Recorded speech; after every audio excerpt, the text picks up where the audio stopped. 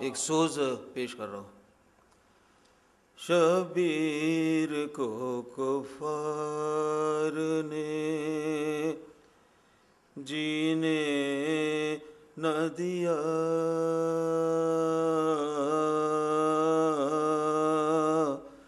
شبیر کو کفار نے جینے نہ دیا،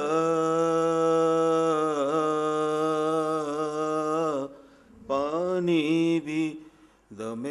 ذبح شقی نے نہ دیا،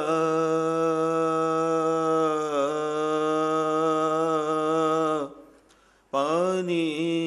بھی دم ذبح شقی نے نہ دیا، زینب کی غریبی پر جگر پھٹتا ہے، زینب کی غریبی پر جگر پھٹتا ہے، شبیر کا پرسہ بھی کسی نے نہ دیا، شبیر کا پرسہ بھی کسی نے نہ دیا، شبیر کو کفار نے۔ آٹھ پہر اس لیے سرور کے لیے روتا ہوں، آٹھ پہر اس لیے سرور کے لیے، راز آیا ہے یہی غم دل مضطر کے لیے، راز آیا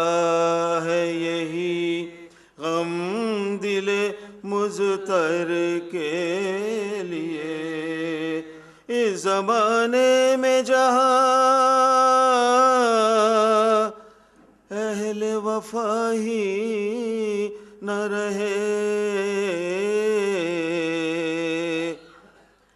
اس زمانے میں جہاں اہل وفا ہی نہ رہے، کیا وفا روئے گی عباس دلاور کے لیے، کیا وفا روئے گی عباس دلاور کے لیے، میرے معبود نئے اور بنا دے عالم، میرے معبود نئے اور بنا دے عالم، یہ دو عالم نہیں کافی غم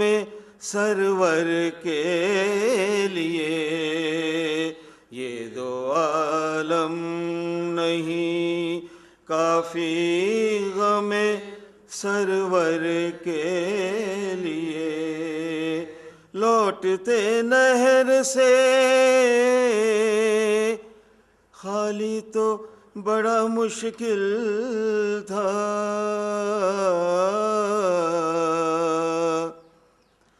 لوٹتے نہر سے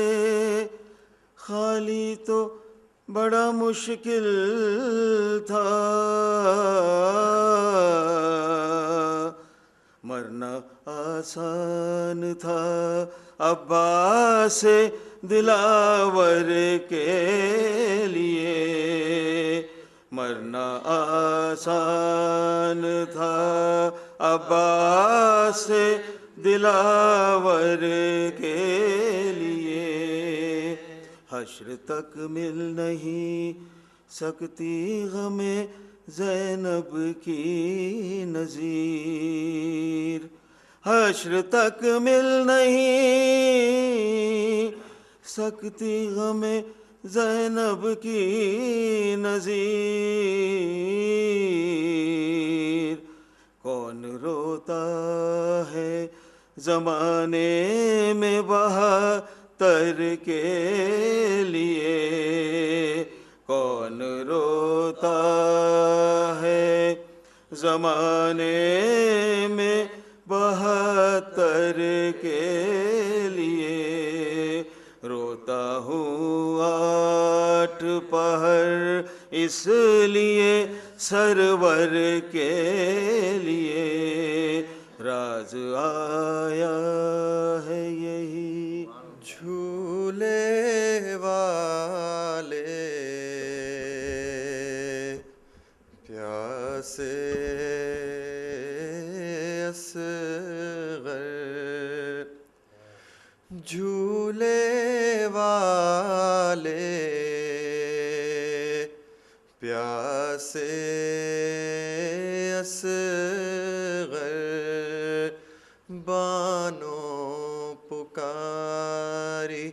آجا دلبر، جھولے والے پیاسے اصغر، آؤ تمہیں سینے سے لگاؤں، کیوں روٹھے ہو آؤ مناؤں، کرتا پہناؤں، کیسے اپنا دل بہلاؤں، روٹھا مجھ سے میرا مقدر،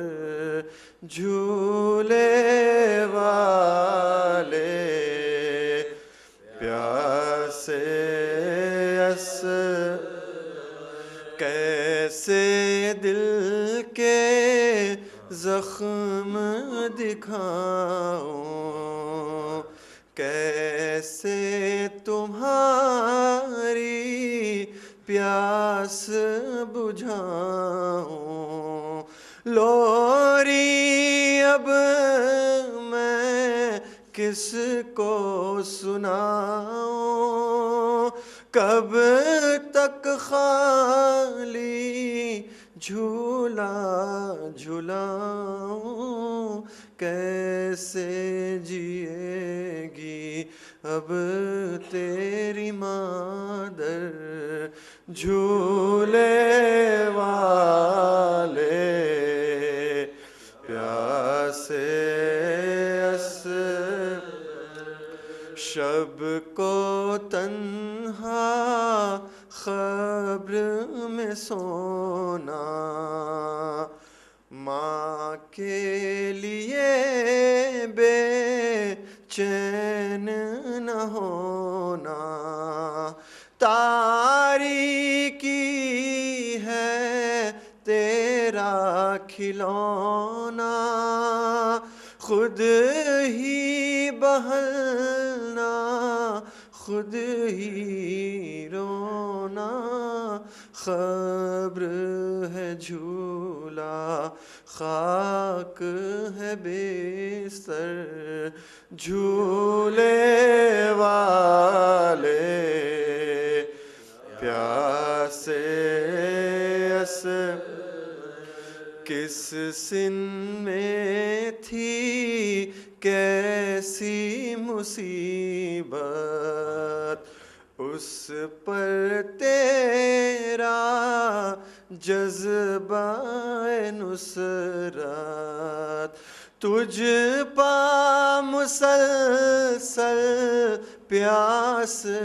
کی شدت، تو نے دکھائی صبر کی طاقت، حق کے محافظ کم سن اصغر، جھولے والے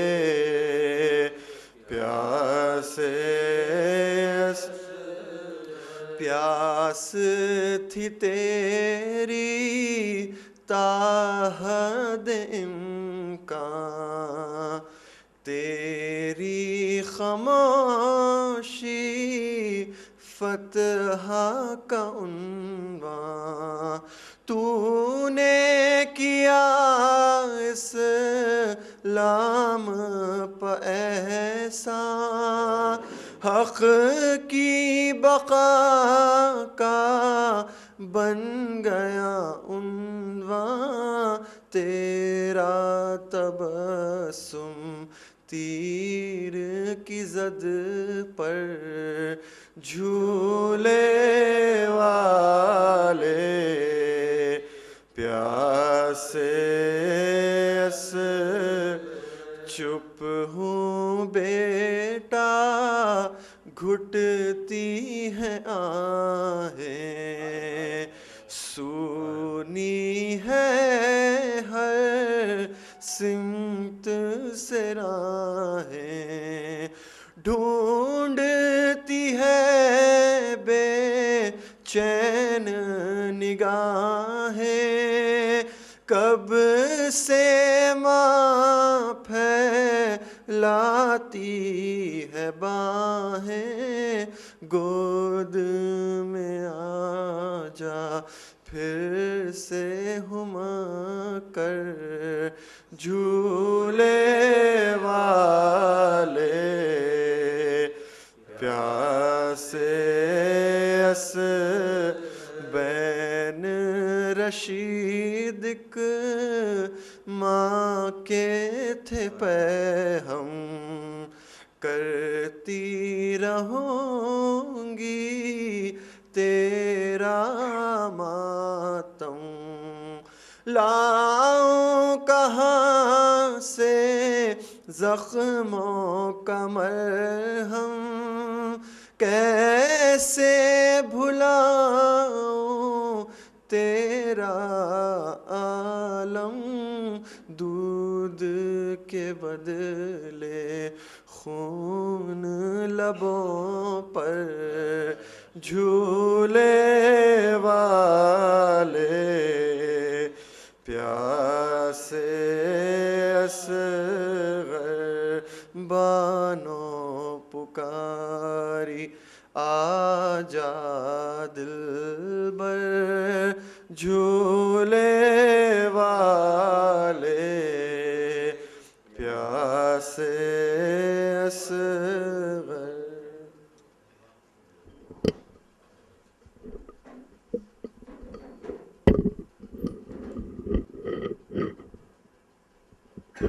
فاتحہ۔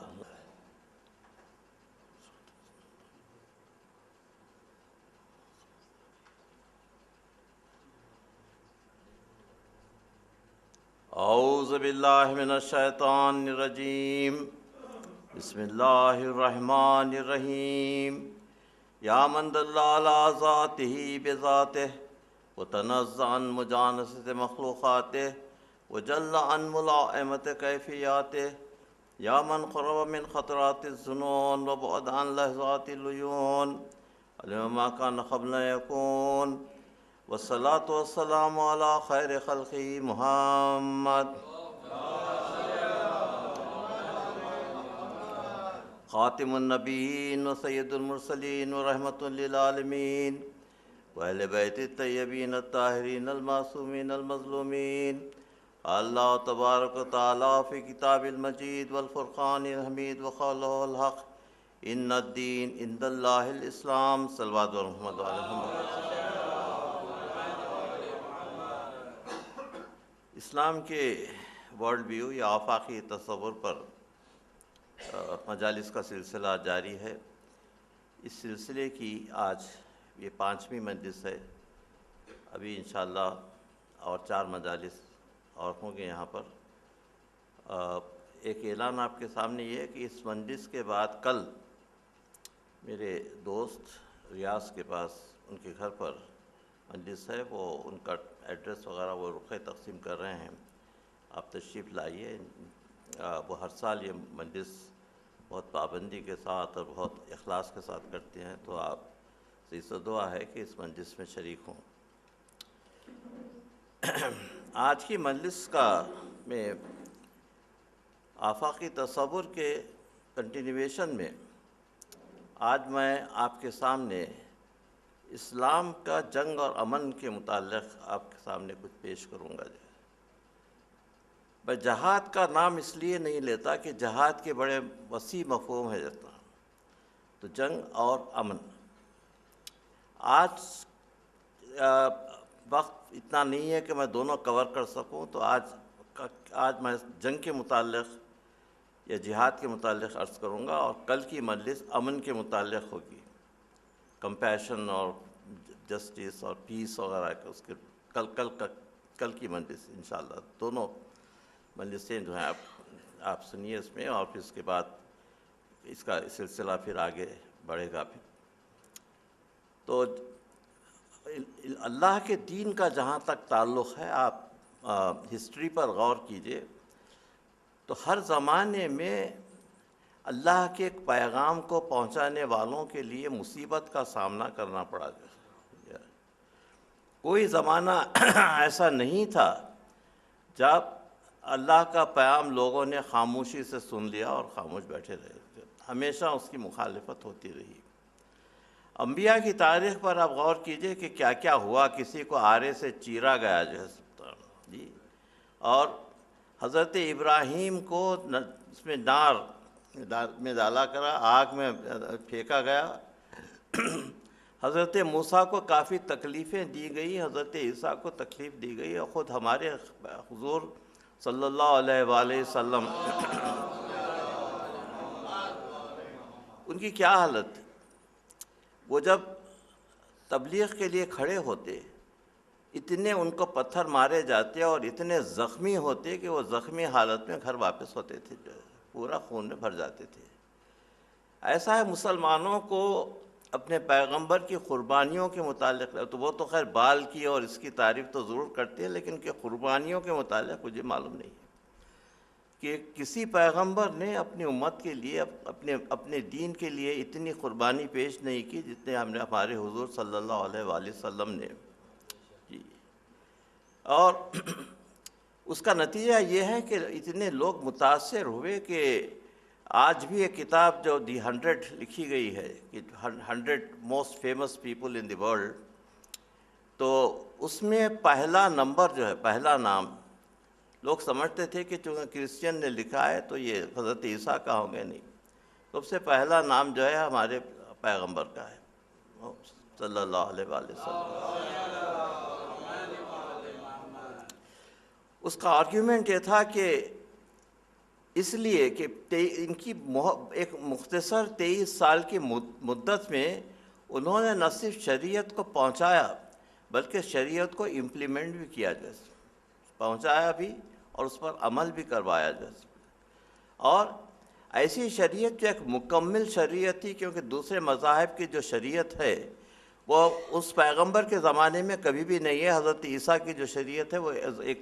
ایک 200 300 400 سال کے بعد ان کی شریعت جو ہے مکمل ہوئی ہے، وہ مختلف لوگ جو ہے اس کو کمپائل کرتے رہے، لیکن یہاں پر حضور کی شریعت اب ان کے زندگی میں بھی ہوگی، اور ایسی کتاب ہمارے حوالے کی جس میں کوئی رد و بدل ہو نہیں سکتا قیامت تک۔ صلوات بر محمد و آل محمد۔ اور ایسی کتاب ہے کہ وہ آپ جس مضمون سے آپ کا تعلق ہے، آپ اس لحاظ سے اس کو پڑھیے، آپ دیکھیں گے کہ اس میں جو انفارمیشن ہے قرآن شریف میں جو ہے سو کسی اور کتاب میں آپ کو نہیں ملے گا۔ اور یہ قرآن کا دعویٰ کہ لا ردبن ولا یابسن الا فی کتاب مبین، کوئی خشک و تر ایسا نہیں ہے جو اس کتاب میں کھلی ہوئی کتاب مبین ہے، کھلی ہوئی کتاب میں نہیں ہے۔ آپ اس کا آپ سمجھ سکتے ہیں کیا کیا ہے، بلکہ بعض چیزیں جب تک ڈسکور نہیں ہوئی ہیں ایک سائنس کے طالب علم کی حیثیت سے آپ کے سامنے عرض کر رہا ہوں کہ بہت سی چیزیں جو ڈسکور نہیں ہوئی ہیں اس کا انکشاف ابھی کتاب میں ہے۔ یہ پھیلتی ہوئی کائنات کے متعلق 1920 تک لوگوں کا خیال تھا کہ کائنات بالکل اسٹیشنری ہے، جو نیوٹن نے بھی وہی سمجھا، آئنسٹائن نے بھی وہی سمجھا، لیکن قرآن وہ ہے کہ کہا کہ جو آسمان اور کائنات جو ہے پھیل رہی ہے۔ تو کائنات کے پھیلنے کا ذکر قرآن میں سب سے پہلے ہے، اس لیے اور بھی بہت سی باتیں ہیں اس میں۔ تو ایسی مکمل کتاب اور مکمل ضابطہ، مکمل شریعت، مکمل وے آف لائف، مکمل قانون، یہ سارے کی سارے چیزیں جو مسلمانوں کو دی گئیں وہ کسی اور مذہب کے بانی نے نہیں دی، یہ حضور کا کنٹریبیوشن ہے۔ اور اس کے علاوہ ان سارے چیزوں کے باوجود حضور کا پرسنل اٹریکشن تھا ان کے پیام کا، جو ہے لوگ اٹریکٹ ہوتے تھے ان کے پیام سے، جو ہے کیونکہ اس طریقے سے وہ بیان کرتے تھے، اور اس فراغ دلی سے اور اس عدل سے اور اوپننس سے، یہ ساری چیزیں تھیں اس میں، اس طریقے سے لوگوں کو انوائٹ کرتے تھے کہ لوگ جو ہے اسلام کے گرویدہ ہونے لگے۔ ورنہ ایک ایسی قوم جو کئی سو سال تک جو ہے اپنے جہالت میں مبتلا تھی، اور ایام جاہلیت میں ان کے جو رسوم تھے وہ چینج نہیں کرنا چاہتی تھی، آپ یہ دیکھ لیجئے کہ کیا ٹرانسفارمیشن ہوا ہے کہ چند سالوں کے اندر وہ بالکل 180 ڈگریز ٹرن ہو گیا بالکل جیسا۔ وہ عرب جو بچیوں کو زندہ جلایا کرتے تھے، جی آپ دیکھیے کتنے شقی تھے، جو اپنے بچیوں کو زندہ دفن کر دیتے تھے، اور وہ اس کو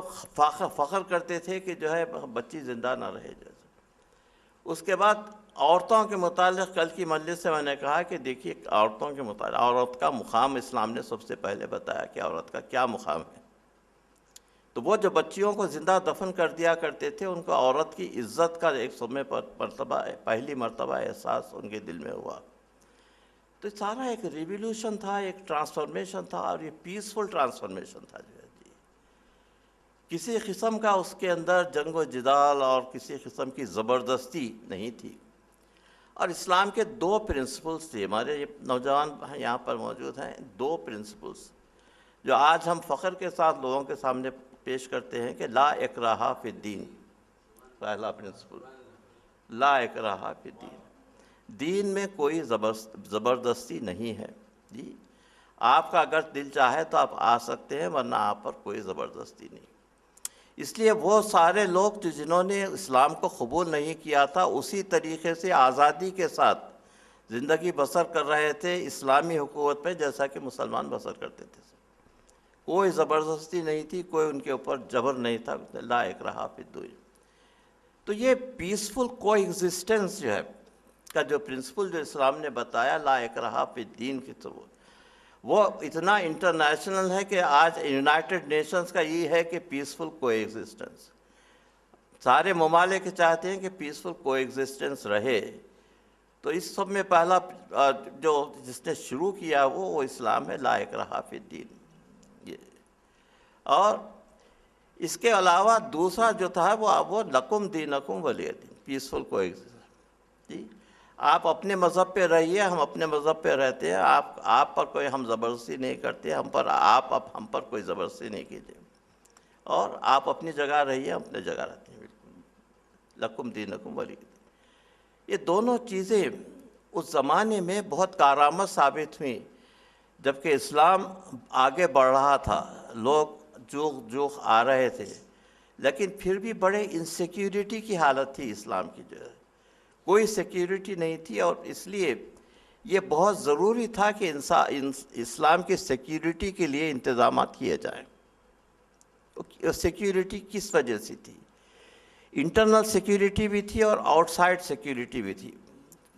کے لیے انتظام کرنا تھا۔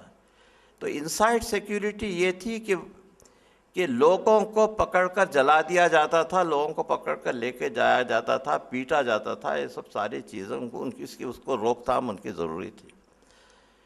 تو سب میں پہلے اسلامی فوج، اب اس کو فوج کہیے یا ایک اسلامک گروپ، ایسا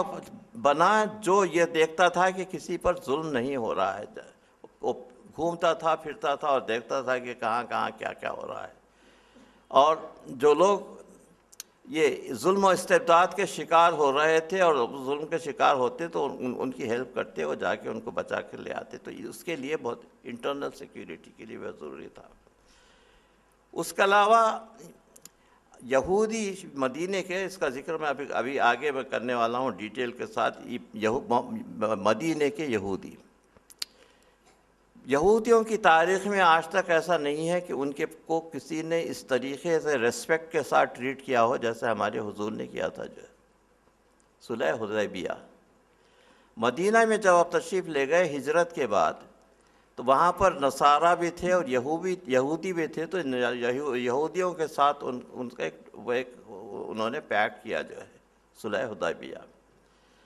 اس میں یہودیوں کو وہی رائٹس دیے گئے جو مسلمانوں کو دیے گئے تھے۔ اس کے علاوہ مسلمانوں پر یہ لازم تھا کہ اگر کوئی اٹیک کرے تو وہ جو ہے وہ اسلام کی مدافعت کرے، لیکن ان کی مدافعت مسلمانوں کو کرنا واجب تھا۔ یہ مسلمان ان کی مدافعت بھی کر رہے تھے کہ کوئی ان کو نقصان نہ پہنچائے۔ تو اس قسم کی کمیونٹی اور پیسفل کوئی ایگزسٹنس کی مثال جو ہے ہمارے حضور نے دی مدینے میں صلح حدیبیہ کے ذریعے سے، کہ کس طریقے سے دوسری قوموں کے ساتھ اچھا ٹریٹمنٹ کیا جاتا ہے۔ لیکن یہ لوگ مسلسل ریشہ دوانیاں کرتے تھے، اور کفار قریش جو تھے، وہ قریش کے پاس اتنا پیسہ نہیں تھا، یہ ہمیشہ سے منی لینڈرز رہے ہیں اور آج بھی وہی ہے، تو یہ ان کو پیسہ دیتے تھے، ان کو فائنانس کرتے تھے جو سب ٹیررزم کے لیے اور اسلام کے خلاف اٹیک کرنے کے لیے۔ تو ان کی یہ جو ریسپیکٹفل ایکٹیویٹیز تھے، یہی میں کہوں گا وہ بالکل جاری تھی، حضور اس کو برداشت کر رہے تھے۔ تو اس لیے کہ انٹرنل فورس اور ایکسٹرنل فورس دونوں کی ضرورت تھی، اس لیے اسلام نے سب سے پہلے اس کا انتظام کیا، اور اللہ نے کہا کہ وَمَن يُقَاتِلْ فِي سَبِيلِ اللَّهِ، جو اللہ کی راہ میں شہید ہوا وہ جو شہید کی موت مرتا ہے، اللہ کی راہ میں شہید ہونا۔ تو شہادت کا جو کانسیپٹ تھا اور قوم پر اور جو ہے اپنے مذہب پر تصدق ہو جانے کا ایک جذبہ پیدا ہونے لگا اس کے بعد شہادت کا جو۔ لیکن یہ جو تھا ایک ڈسپلن کے ساتھ یہ جو ہے یہ گروپ فارم کیا گیا تھا۔ گروپ یہ تھا کہ آپ اس لیے ہیں کہ آپ اپنی سیلف ڈیفنس کیجئے، مدافعت کیجئے، جو ہے آپ ایگریسو اٹیک کسی پر نہیں کر سکتے، جو ہے اگر کوئی آپ پر حملہ کرے تو آپ اپنے دفاع کیجئے۔ اس کے بعد اس دفاع میں بھی آپ اپنے حدود سے آگے مت بڑھیے، جی لوگوں کی دشمنیوں میں جا کر لوگوں کو زندہ مت جلائیے، لوگوں کو اور کچھ ہرٹ میں مت کیجیے۔ بہادری سے جو لڑنے کے جو طریقے ہیں اس طریقے سے لڑیے، اور عدل کے ساتھ لڑیے، بہادری کے ساتھ اور عدل کے ساتھ لڑیے، جیسا ود ان دا لمٹس جو سب تھا۔ اس کے علاوہ یہ دیکھیے کہ جو اپنے فوجیوں کو جو انسٹرکشن دیے گئے تھے، اسلام کی تاریخ اور خصوصاً حضور کی تاریخ مسلمانوں کو معلوم ہونا چاہیے کہ کیا کیا ان کا کنٹریبیوشن ہے۔ آج ہم دنیا کے سامنے سر اٹھا کر چلنے کے قابل ہوئے اس کے لیے۔ تو ان کو کہا کہ دیکھو، تم جب جا کر کسی جگہ حملہ کرو تو وہاں کے کھیتیوں کو برباد مت کرو، جیسے وہاں کے درخت جو ہے وہ درختوں کو مت کاٹو، اور وہاں کے جو ویجیٹیشنز ہیں اور جو چیزیں ہیں جو ہے وہاں پر، جتنے انوائرمنٹل کے پروٹیکشن کے چیزیں ہیں وہاں پر اور ایسپیکٹس ہیں، وہ اس کو بالکل ماحول کو بالکل جیسے کہ ویسا محفوظ رکھنا چاہیے۔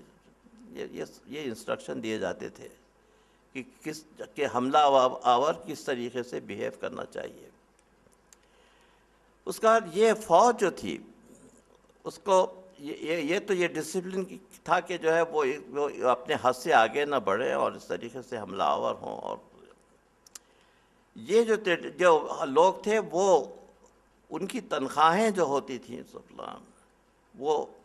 تنخواہیں جو متمول جو لوگ تھے وہ بیئر کرتے تھے اس زمانے میں۔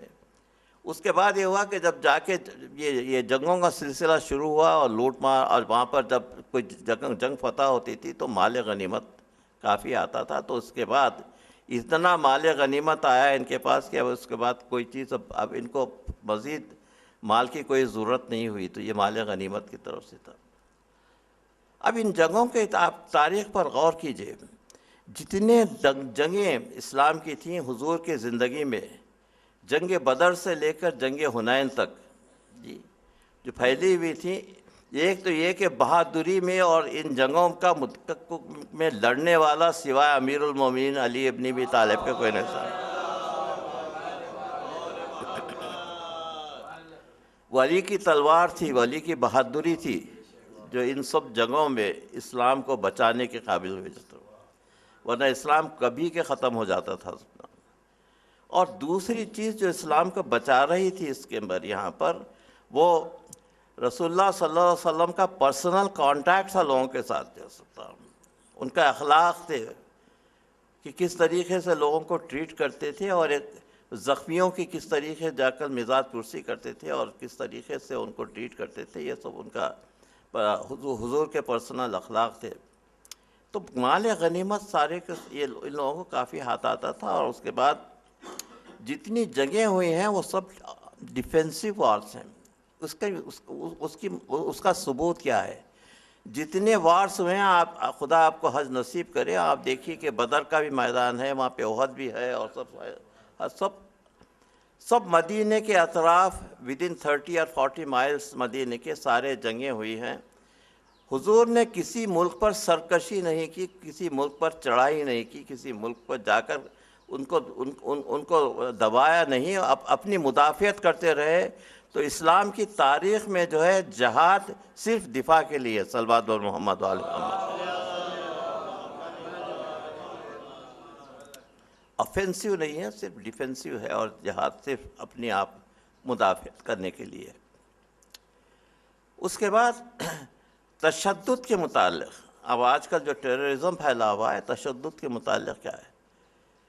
تشدد کی کوئی خاص تعریف نہیں ہے، کوئی ڈیفینیشن نہیں ہے۔ تشدد جو ہے ہر قسم کی چیزوں پہ لاگو ہو سکتا ہے، بہت ہی براڈ اس کا پھیلاؤ ہے تشدد کا جو ہے۔ لیکن تشدد اس لیے نہیں کرنا چاہیے کہ وہ تشدد جو ہے انصاف کے اور عدل کے خلاف ہے کوئی چیز۔ آپ کیوں ہیومینٹی، ہیومن ویلیوز کے خلاف ہے تشدد؟ تو اسلام تشدد کے ہمیشہ خلاف رہا ہے، اور تشدد کی ہمیشہ مخالفت ہوتی رہی۔ جو آج جو تشدد ہو رہا ہے وہ سارے کا سارا تشدد جو ہے وہ لوگ کر رہے ہیں جو اسلام سے بہت دور ہے، اسلام کی اسپرٹ میں، حالانکہ اپنے آپ کو جو ہے وہ مسلمان کہتے ہیں، لیکن اسلامی اسپرٹ ان کے پاس بالکل نہیں ہے۔ تشدد ایسے ہی لوگ پھیلا رہے ہیں، اور تشدد ان کے پاس اسلام میں اس کا کوئی مقام نہیں ہے۔ ایک ایسپیکٹ کے متعلق آپ کے اسلام کا جو بہت بڑا امپورٹنٹ ایسپیکٹ ہے، اس پہ آپ کو میں توجہ دلانا چاہتا ہوں، وہ ہے ہجرت۔ جی، جب حالات بڑے تنگ ہونے لگے مسلمانوں پر یہاں پر، تو لوگوں کو آپ نے کہا کہ تم ہجرت کرو، اور ایک بہت بڑا ڈیلیگیشن آپ نے عبداللہ ابن جعفر طیار کی سرکردگی میں، تیرے بھائی تھے جعفر طیار، حبش بھجوایا۔ تو سب سے پہلے افریقن ڈیلیگیشن جو ہے، افریقہ میں اپنا ڈیلیگیشن بھجوایا، اور اس ڈیلیگیشن کو ہدایت دی گئی، وہ ہدایت سننے کے قابل ہے۔ کہا کہ تم کو حبش میں اگر سکونت مل جائے تو وہاں کے جو لوکل قوانین ہیں اس کی پابندی کرو جی، اور وہاں اس ملک کے تم وفادار رعایا بن کے رہو جی، ملک کے خلاف کوئی کام کرنا نہیں۔ آج ہمارے لیے بھی یہی ہے، ہم اس ملک میں رہتے ہیں،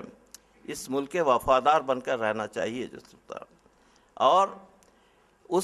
ان ساری چیزوں سے جو ہم کو افیکٹ کرتی ہیں، اگر اسلام کے خلاف ہیں تو ہم اس کو ریپریزنٹ کر سکتے ہیں، کیونکہ یہ ریپریزنٹیو گورنمنٹ ہم ریپریزنٹ کر سکتے ہیں جو ہے۔ اسی طریقے سے باہر کے ممالک جو ہیں وہاں بھی جو ہے یہ ریپریزنٹیشن ہو سکتا ہے۔ نے کہا کہ تم اس طریقے سے رہو، چنانچہ یہ لوگ رہے حبش میں کئی دن تک جو ہے، اور وہاں کے حبش کے بادشاہ نے ان کو اپنے پاس مہمان رکھا، اور اس کے بعد یہ قریش وہاں پر گئے اور کہا کہ یہ بھاگے ہوئے غلام ہیں ہمارے پاس کے، ان کو ہم کو واپس کر دو۔ انہوں نے کہا کہ نہیں، یہ بھاگے ہوئے غلام نہیں ہیں، یہ سب ریسپیکٹیبل لوگ ہیں، اب تم بھاگے ہوئے ہو یہاں سے، اب اس کو انتباہ ان کو دیا کہ تم لوگ یہاں سے واپس چلے جاؤ، بہت آرام کے ساتھ رہنے لگے۔ تو یہ سلسلہ شروع ہوا ہجرت کا۔ آج ہزاروں مسلمان برٹن میں ہیں، یونائٹڈ اسٹیٹس میں ہے، یورپ کے ہزاروں کئی مقامات پر ہیں سب۔ یہ وہی ہجرت کا سلسلہ ہے جو حضور کے زمانے سے شروع ہوا،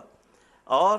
ان لوگوں کو انہی اصول پر عمل کرنا چاہیے جو حضور نے بتلائے تھے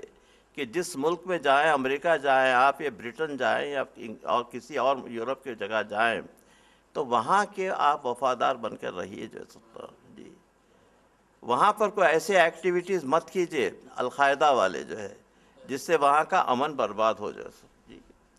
شیعہ کبھی بھی القاعدہ والے ایکٹیویٹیز انوالو نہیں ہوتے، لیکن مسلمانوں کے لیے بھی۔ تو یہ مثال اس زمانے میں قائم کی گئی تھی کہ کس طریقے کا عمل کرنا چاہیے۔ اس کے بعد قیدیوں کے ساتھ ٹریٹمنٹ، یہ ہمارے لیے خصوصاً واقعہ کربلا کے ضمن میں قیدیوں کے ساتھ جو ٹریٹمنٹ ہے وہ حضور جو کیا کرتے تھے، عورتوں اور بچوں کو ہاتھ نہیں لگایا جاتا تھا۔ عورتیں اور بچے جو گرفتار ہوتے تھے، اس زمانے میں طریقہ یہ تھا عربوں کا کہ وہ غلام بنا لیے جاتے تھے۔ حضور ان سے کسی قسم کا کچھ نہیں کرتے تھے، اور ان کو چھوڑ دیتے تھے اس کے بعد جو ہے۔ بلکہ اگر ان کو پیسوں کی ضرورت ہے یا کہیں کسی آئے ہوئے تھے اور جانے کی ضرورت ہے تو ان کو خرچ وغیرہ بھی دیتے، تو قیدیوں کی حفاظت کی جاتی تھی جیسے، اور قیدیوں پر ظلم نہیں توڑے جاتے تھے۔ بچے جو قید ہو کر آتے تھے تو بچوں پر کوئی ظلم نہیں کیا جاتا تھا۔ اور حضور اتنا میگنیمس کیا کیریکٹر تھا ان کا جو ہے۔ کل کی مجلس میں آپ کے میں عرض کرنے والا ہوں، اسلام کے جو دوسرا ایسپیکٹ ہے رحم کا جو ہے سب، اور امن کا، اس کے متعلق۔ تو یہ فتح مکہ پر آپ غور کیجئے، مکہ فتح ہوا، یہ کون سا مکہ تھا وہاں جو 13 سال تک حضور وہاں پر اس طریقے سے زندگی بسر کرے کہ پتھر کھاتے رہتے تھے۔ اس کے بعد مدینے میں جانے کے بعد بھی انہوں نے چین نہیں دیا۔ جتنے جنگیں ہوتی تھیں وہ قریش کے طرف سے ہوتی تھی، وہ ابو سفیان اس کا لیڈر تھا، اور اس کے بعد سے وہ جتنے جنگ کو جو ہے وہ فائنانس کرتے تھے، یہودیوں سے پیسے لے کے فائنانس کرتے تھے ساری چیزوں کو جو ہے۔ تو ایسے سارے کے سارے دشمن، ابو سفیان کمانڈر تھا اس جنگ میں، جب مکہ جب فتح ہوا تو اس کے ابو سفیان کو شکست فاش بھی، اس کو قید کر لیا گیا۔ اس کے بعد قیدی بنا کر اس کو سامنے لایا گیا، اور اس کے بعد حضور جب کے سامنے آئے تو لا تثریب اليوم انتم مطلقہ، آج کسی سے کوئی تعرض نہیں کیا جائے گا، تم سب آزاد کردہ غلام ہو میرے جیسے، تم سب آزاد کر۔ اس کا ریفرنس حضرت زینب یزید کے دربار میں دیتی ہیں۔ یزید کو مخاطب کر ایک رسن برستا عورت جس کے ہاتھ پیچھے سے بندھے ہوئے تھے، آپ خیال کیجئے ہمت اور جرأت کے بہادری کا جو ہے،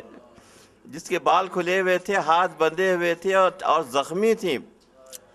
وہ یزید سے مخاطب ہو کر کہہ رہی ہیں کہ ابنۃ الخا عامد العدل ابنۃ الخا بناتہا بسوقہا و بنات رسول اللہ سبایا، اے آزاد کردہ رسول کی اولاد، تیرا یہ کیا انصاف ہے کہ جو ہے تیرے کنیزیں، تیرے باندیاں سب پردے میں رہے، اور رسول اللہ کے نواسیاں جو ہے بے پردہ۔ یہ تو رسول اللہ کا ٹریٹمنٹ،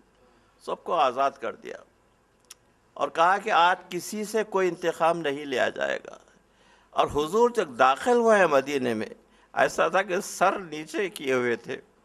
حالانکہ سر اٹھا کر چلتے تھے. ابو عبیدہ جو تھے وہ انصار میں وہ لیڈر تھے اور کہہ رہے تھے کہ آج بدلہ دینے کا دن ہے اور آج سر اڑانے کا دن ہے، یہ سب کہہ رہے تھے. لیکن حضور یہ کہہ رہے تھے کہ آج کسی سے بدلہ نہیں لیا جائے گا. اور اس طریقے سے داخل ہوئے جیسا کوئی مطلب یہ ہے کہ جیسا وہ فخر اور وہ غرور وغیرہ جیسا لوگ فاتح کا ہوتا ہے، کچھ بھی نہیں. بالکل ایسے انداز سے داخل ہوئے کہ کوئی بالکل غرور نہیں ہے، کچھ نہیں ہے، سر نیچا ہے. سر نیچا ندامت کی وجہ سے نہیں ہے، بلکہ یہ چاہتے تھے کہ ان کو آنکھیں ملا کر کوئی نہ دیکھ سکے جو ہے سب، اور شرمندہ نہ ہو، کسی کو ہونا نہ پڑے اس طریقے سے. تو یہ قیدیوں کے ساتھ حضور کا سلوک جو ہے کہ کس طریقے سے قیدیوں کو سلوک کرنا چاہیے، آپ نے ساری کے سارے اگزامپلس بتا دیے تھے. اور اس کے بعد قیدیوں کو جو قید کیا جاتا تھا ان کو زنجیریں اور رسیاں اور یہ اور وہ باندھ کر لے جایا جاتا تھا. یہاں پر کچھ نہیں تھا. اگر قیدی ہوتے بھی تھے تو ان کو سراؤنڈ کر دیتے تھے اور اسی طریقے سے ان کو غذا وغیرہ پہنچائی جاتی تھی. تو یہ ہیومن ٹریٹمنٹ جو تھا اسلام کا کہ کس طریقے سے انسان کو انسان کی حیثیت سے دیکھنا چاہیے، وہ سارے کے سارے حضور کی زندگی میں جنگ کے موقع پر اور امن کے موقع پر دونوں موقعوں پر حضور نے اس کو ثابت کر دیا. تو کل کی مجلس میں انشاءاللہ امن کے متعلق پڑھوں گا اور تشریف لائیے. آج کی مجلس آج کربلا کے شہید اعظم کے متعلق ہے، حضرت علی اصغر علیہ السلام. یہ کربلا کا شہید اعظم اس مرتبے کا ہے کہ حضور کہا کرتے تھے کہ مجھے وہ گھر اچھا نہیں معلوم، امام حسین علیہ السلام، مجھے وہ گھر اچھا نہیں معلوم ہوتا جس میں رباب اور سکینہ نہ ہو. رباب اور سکینہ کو کیوں پسند کرتے تھے؟ اس لیے کہ یہ دونوں جو ہے کربلا کا مجاہد اعظم حضرت شہزادے حضرت علی اصغر اور شام کی مجاہد اعظم حضرت سکینہ بنت الحسین جو ہے، اپنی مظلومی کا اتنا اثر وہاں پر شام کے دربار میں پھیلا دیا کہ یزید رہا کرنے پر مجبور ہو گیا اور خود اپنی شہادت سے اور زندان شام میں ہمیشہ رہنے کے بعد پورے خاندان کو رہائی دلائی. تو فرماتے تھے کہ جس گھر میں رباب اور سکینہ نہ ہو مجھے وہ گھر اچھا نہیں معلوم ہوتا. ویسی شہزادی ام رباب کے جو فضائل ہیں کہ دو ان کی اولادیں تھیں، دونوں اسلام کی راہ میں قربان ہو گئیں. اس کے بعد وہ قید ہوئیں. تو حضرت ام رباب کا بھی اسلام پر بہت بڑا احسان ہے. تو اس لڑکے کی پیدائش کا انتظار حضور فرما رہے تھے کہ حضرت علی اصغر پیدا ہوں تو سفر امام حسین جو ہے شروع ہو گیا. تو 18 رجب کو حضرت علی اصغر علیہ السلام پیدا ہوئے اور 28 رجب کو سفر امام حسین شروع ہوا. یعنی مطلب یہ ہے کہ شہزادے علی اصغر کی عمر صرف 10 دن کی تھی جب کربلا کا سفر شروع ہوا. تو پورا سفر کا زمانہ، پھر اس کے بعد مکے میں رہائش، اس طریقے تو 6 مہینے کا جو ان کی عمر تھی شہادت کے وقت، ساری کی ساری عمر یہ سفر میں گزری جاتی. تو یہ بچہ کبھی ماں کی گود میں رہتا تھا، کبھی باپ کے پاس رہتا تھا، اور اس طریقے سے بچے کی پرورش ہونے لگی. اس کے بعد مصائب کا سلسلہ اس وقت شروع ہوا جب کہ پانی بند ہو گیا. جو خیمے میں التش کی آوازیں آنے لگیں اور جتنا پانی تھا وہ پانی جا کر یہ بچے کے پاس رکھا گیا اور خود جناب سکینہ نے اپنے حصے کا پانی بھائی کو دے دیا تھا. اس کے بعد لیکن شب عاشور اس کی حالت یہ تھی کہ پیاس سے بے حال تھے اور کبھی ماں کبھی بہلاتی، پھوپھیاں بہلاتی، لیکن یہ بچہ بہلتا نہیں تھا کیونکہ پیاس سے اس کی بری حالت تھی اور پیاس سے تقریباً ختم ہونے والا تھا. ایک شہزادے کے مصائب میں آپ کہنا چاہتا ہوں کہ کربلا میں بتائیے کہ سب سے وہ شہید جو سب سے زیادہ پیاسا کون تھا بتائیے؟ سب کی شہادتیں پہلے ہو چکی، لیکن آخر شہید امام حسین علیہ السلام کی شہادت سے پہلے شہزادے علی اصغر جو اتنے پیاسے تھے کہ پیاس کا اندازہ نہیں ہو سکتا۔ سارے شہادتیں ختم ہو گئی، امام حسین علیہ السلام نے نعرہ بلند کیا، اما من ناصر ینصرنا اما من معین یعیننا، کون ہے میری مدد کرنے والا؟ کوئی زندہ نہیں تھا، لیکن شریعت میں یہ ہے کہ امام جب مدد کے لیے بلائے تو جانا بالکل فرض ہو جاتا ہے۔ وہاں کوئی زندہ موجود نہیں تھا، امام زین العابدین بیمار تھے،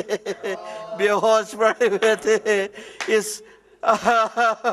امام ناصر ینصرنا کو جس نے لبیک کہا وہ شہزادے علی اصغر تھے۔ کیسے لبیک کہا؟ عجیب نرالا طریقہ تھا لبیک کہنے کا، اپنے آپ کو جھولے سے گرا دیا۔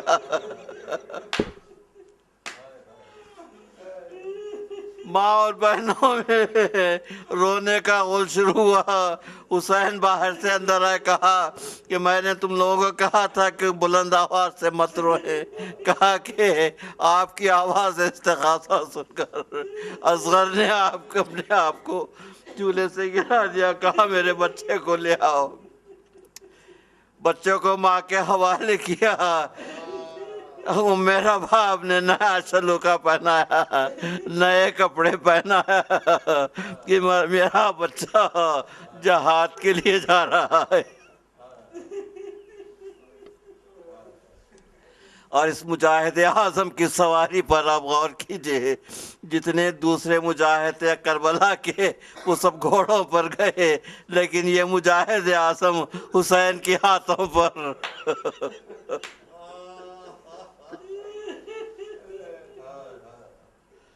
میدان میں آیا تو اشقیاء یہ سمجھے کہ حسین قرآن لے کر آ رہے ہیں۔ گروہ اشقیاء کو آواز دی اور کہا کہ اے گروہ اشقیاء، تمہارے ضامن ناقص میں اگر حسین گنہگار ہے تو 6 مہینے کا بچہ کسی قوم کا گنہگار نہیں ہو سکتا۔ یہ 3 دن سے پیاسا ہے، اس کی ماں کا دودھ خشک ہو گیا، اسے پانی پلا دو۔ کسی نے کچھ توجہ نہیں کی تو حسین نے کہا کہ اصغر تم ولی خدا کے فرزند ہو، اپنی حجت کو خود پورا کرو۔ تو اس چھوٹے بچے نے اپنی چھوٹی زبان کو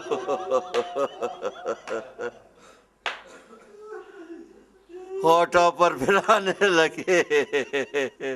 یہ اصغر کی ذوالفقار تھی، لوگ ذوالفقار سے لڑ رہے تھے، لیکن علی اصغر کی زبان ذوالفقار تھی۔ اشقیاء منہ پلٹا پلٹا کر رونے لگے۔ حسین نے آخری حجت پوری کی، کہا کہ اے گروہ اشقیاء، تم سمجھتے ہو کہ میں بچے کے بہانے سے پانی پی لوں گا؟ بچے کو گرم ریتی پر لٹا دیا۔ ہائے وہ جلتی ہوئی ریتی جو فرنس کے برابر تھی، اس پر یہ معصوم جسم علی اصغر گرم ریتی پر پڑے ہوئے تھے۔ بچے کو اٹھا لیا، گود میں اٹھا لیا تو عمر سعد نے کہا کہ حسین کے کلام کو منقطع کر دے، تو حرملہ ابن قائل اسدی 3 بھال کا تیر، 3 بھال جس کے 3 مشعبے ہوتے ہیں، وہ تیر جو اونٹ کو قتل کرنے کے لیے استعمال کیا جاتا ہے، وہ تیر دیکھیے، اور علی اصغر کا گلا دیکھیے۔ تیر آیا اور حسین کے ہاتھوں کو چھیدتا ہوا علی اصغر کے گلے پر لگا، خون کا فوارہ چھٹنے لگا۔ آخری مسکراہٹ تھی بچے کی. بچے نے مسکرایا, کہا کہ بابا آپ کی جیت ہو گئی.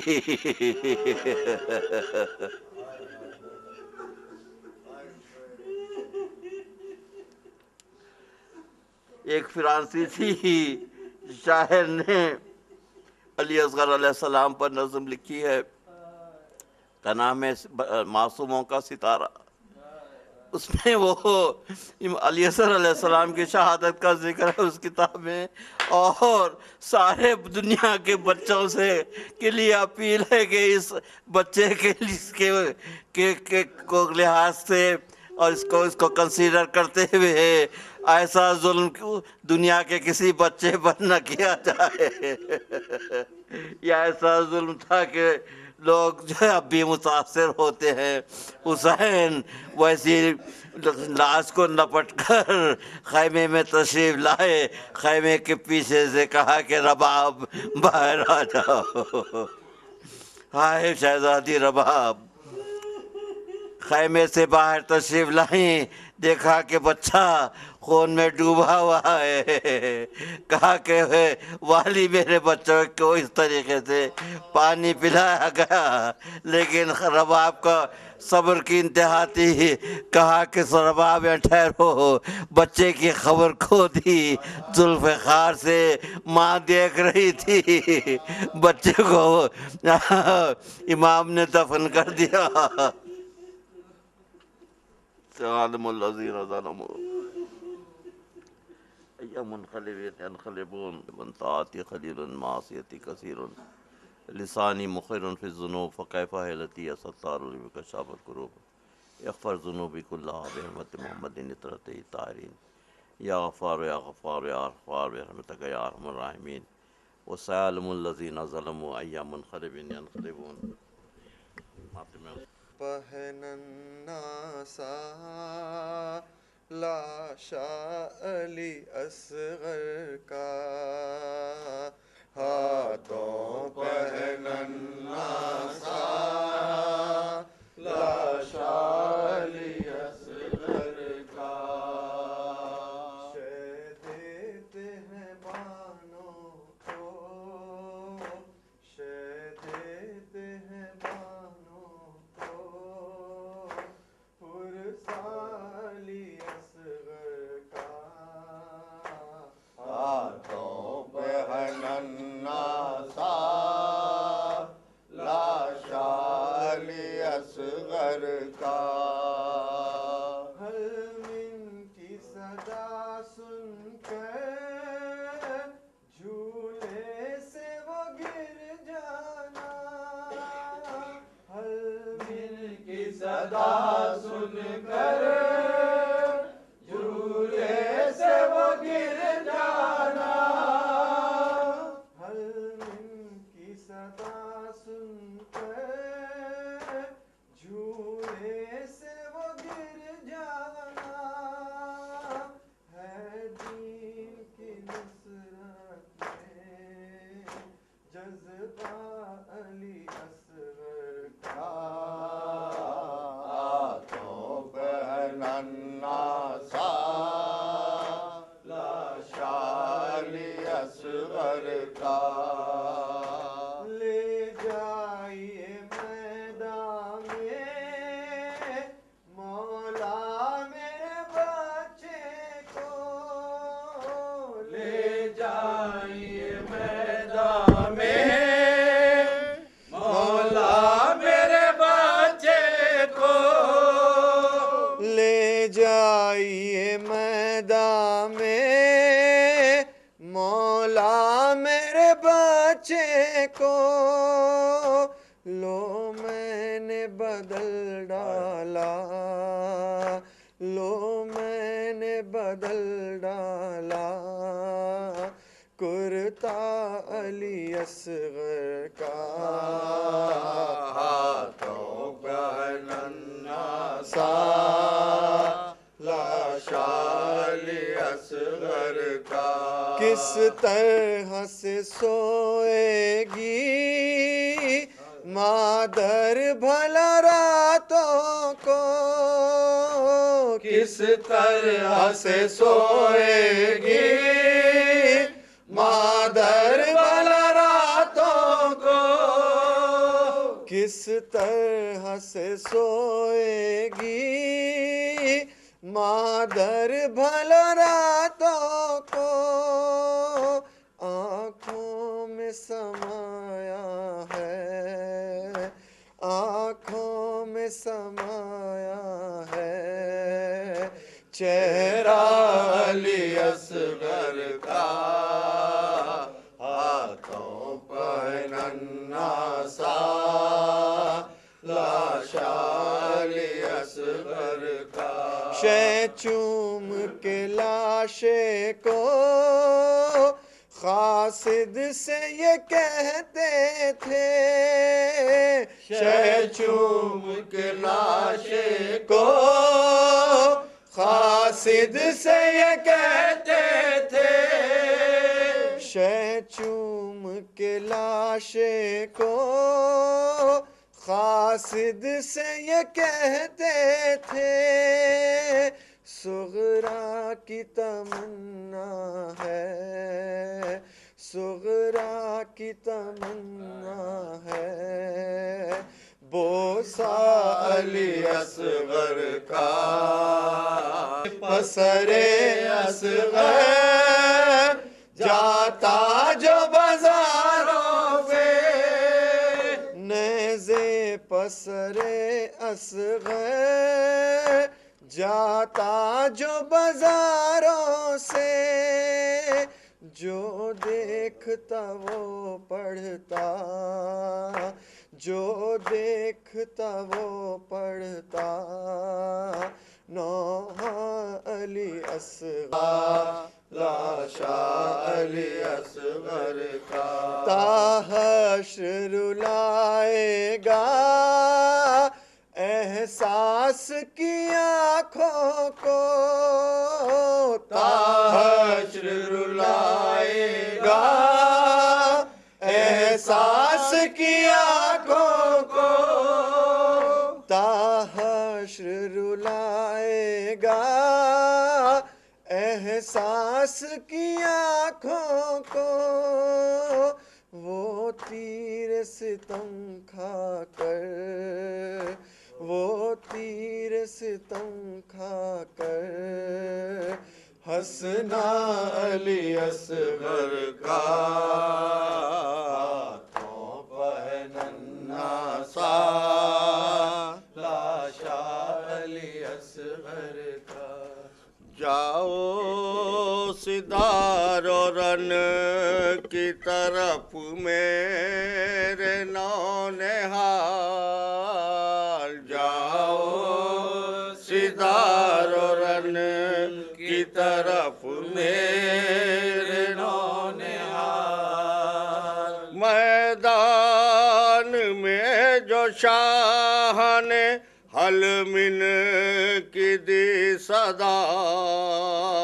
اصغر نے اپنے جھولے سے خود کو گرا دیا، ماں نے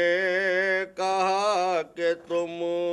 بھی چلے میرے دل ربا، ماں نے کہا کہ تم بھی چلے میرے نلبغار، اچھا میں یہ جدائی بھی سہ لوں گی میرے لال، جاؤ سدار و رن کی طرف میرے نونہال، وقت کا گھر لٹا عباس و قاسم و علی اکبر ہوئے جدا، اب تم بھی جانے والے ہو، ماں تم پر ہو فدا، والے ہو معصوم ہو فدا، لیکن ابھی بھی صبر کرو جی میں خستہ حال،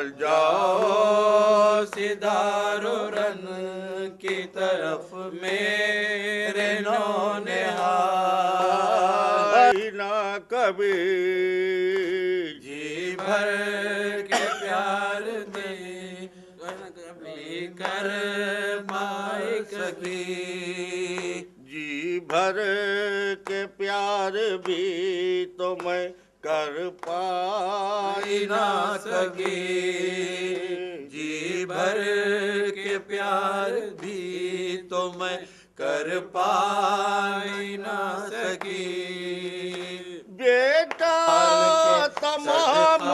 اتار لو اپنی اما میرا کہ تجھے رب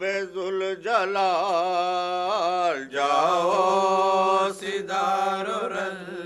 کی طرف میرے نونہار، جاؤ سدار و رن کی طرف